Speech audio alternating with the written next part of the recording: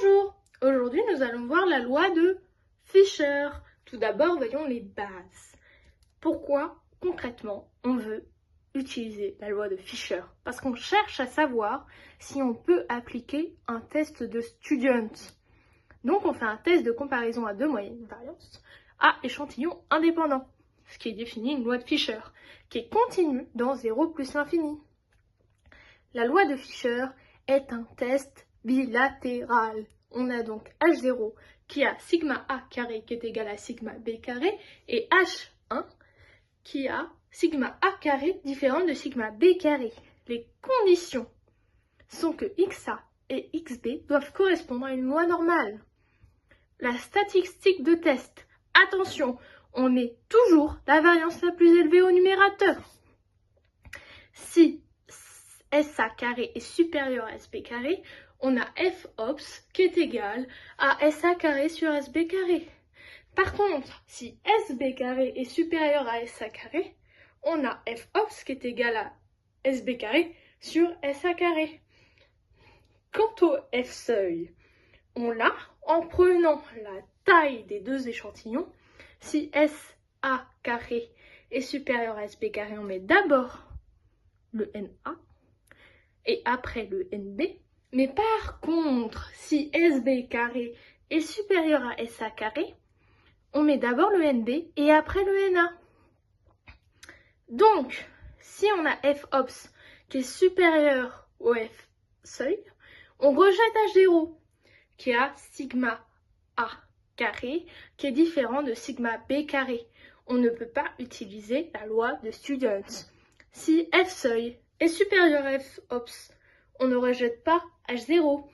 Donc, sigma A carré est égal à sigma B carré. On peut estimer une variance commune aux deux populations et réaliser le test de student. Mettons en pratique avec un exercice. Nous testons deux groupes d'étudiants en passe à Paris-Saclay, les meilleurs. P1 et P2, de taille N1 est égal à 25 et N2 est égal à 30. Les variances observées sur l'un et l'autre groupe sont S1 carré est égal à 14,5 et S2 carré qui est égal à 15,1. Calculons d'abord notre FOPS. On a S1 carré qui est inférieur à S2 carré, donc on met S2 au-dessus. Donc FOPS est égal à S2 carré sur S1 carré, qui est égal à 15,1 sur 14,5, qui est égal à 1,04. Prenons notre seuil. On a donc S1 carré qui est inférieur à S2 carré. Donc, on prend le N2 devant 30 moins 1 et 25 moins 1, qui donne 29 et 24. Regardons notre loi.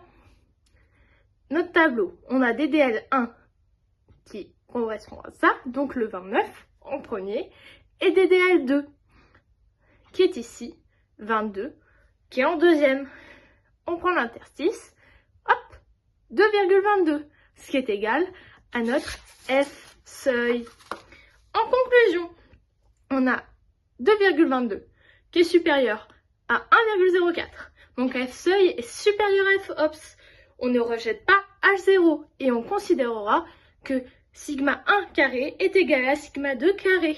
On peut estimer une variance commune aux deux populations, SC carré, et réaliser le test de student de comparaison des moyennes. Voilà, vous savez tous comment fonctionne la loi de Fisher.